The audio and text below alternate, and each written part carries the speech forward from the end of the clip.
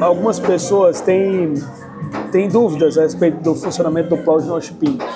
O Cloud Note Pin e o Cloud Note, né? O Cloud Note ele vai acoplado ao celular. O Cloud Note Pin ele fica na sua roupa, na sua vestimenta ou no pescoço, tá?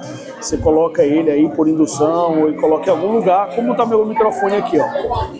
Então o Cloud Note ele já vai acoplado ao celular, é como se fosse um cartão, como se fosse uma carteira, como se fosse um cartão mesmo de crédito.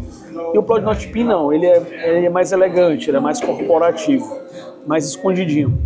Então é bem fácil de usar, vem um aplicativo. Esse aplicativo tem 3 opções, vem uma opção gratuita de 300 minutos de transcrição, outra de 1.200 e outra ilimitada. Você escolhe conforme o seu uso.